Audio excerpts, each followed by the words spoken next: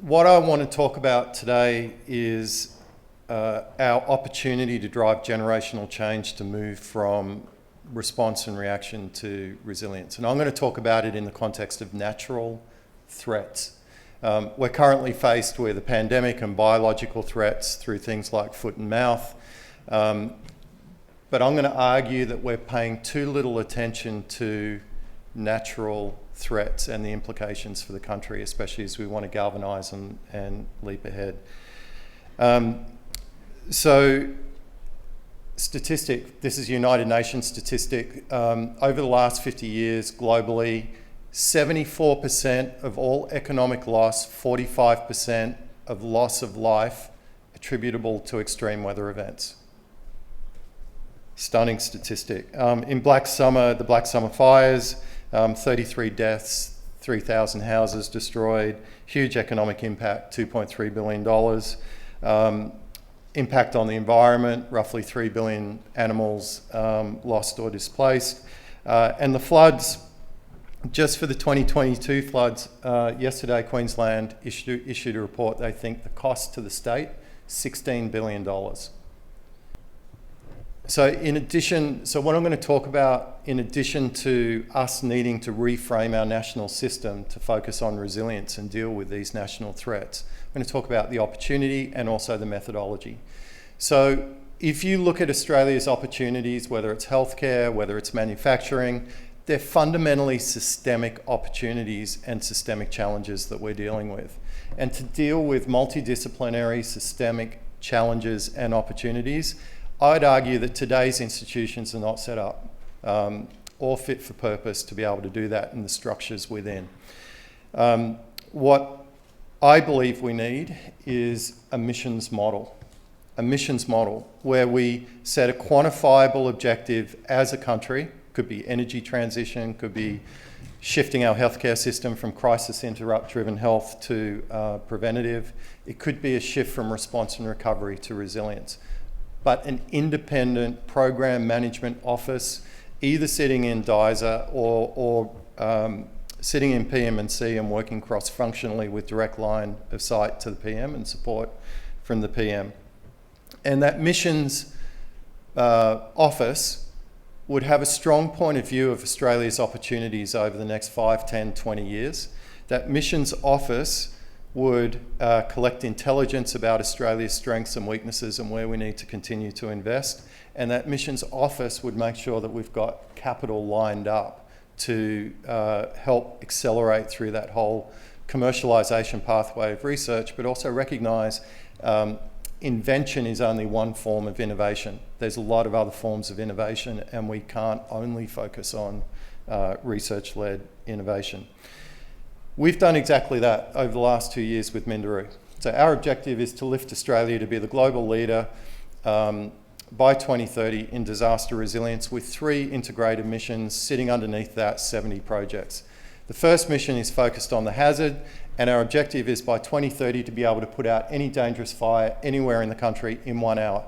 Sounds audacious, but what it's done is inspired the world to think differently about how we deal with fire. And we think we have a line of sight using Earth observation for real-time fire detection.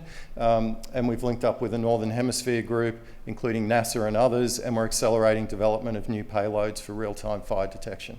The second around resilient communities is in a data-driven way.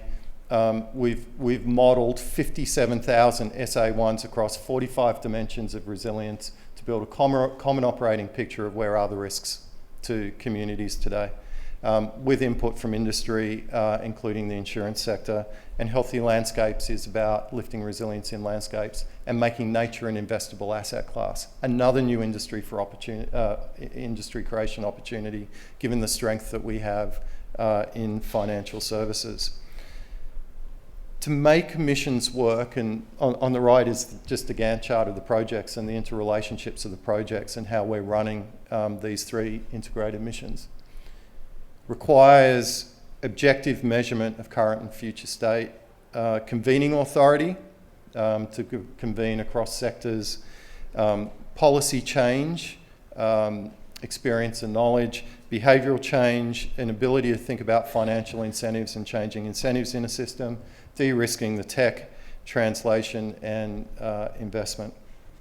So the model works. Other parts of the world use variations of this model. The model works. If there was ever a time for Australia to tackle systemic risk through a new model, it's this, it's now. So bringing it back to how do we deal with natural threats, just think for a minute. We spend 2% of GDP on defence, $50 billion a year on defence. We've announced a $100 billion hypersonic missile program and a nuclear sub program. And I'm not in any position to question or challenge those decisions. I'm saying as a country, we have a history of being able to make multiple terms of government, long-term investment decisions where an existential risk is presenting itself to the country. And I'd argue that these nature-related threats are showing up every year with 100% certainty. 10 million Australians have been impacted by these floods. It's a handbrake as we look to propel the country forward. If we don't deal with this in a different way, it's going to be a handbrake on our economic, societal and environmental progress. So specifically, policy recommendations for dealing with the nature-related threats. And there's huge economic spillover. There's some very focused funds being stood up around the world, $32 billion a year TAM for fire suppression and detection technology and spatial intelligence to inform these areas. Today, we spend 97% of our national spend on response and recovery. That's a Productivity Commission number, and 3% on getting ahead of it. But for every dollar invested in resilience, we save 4 to 11 in response and recovery. It's completely upside down. We need to move to a third response, recovery, resilience. We need to include in our national space Earth observation mission to be dealing with disasters. We need to make sure it's an embedded part of that whole Earth observation program. We need a common operating picture of risk, and we need to map the consumer data rights that's currently in open banking to the insurance sector to make it more transparent and easy for an individual to understand the decisions they take, how that impacts premium and risk, and also portability to create competition in the insurance sector. A consistent approach for engaging our communities to develop very localised resilience plans, but at national scale.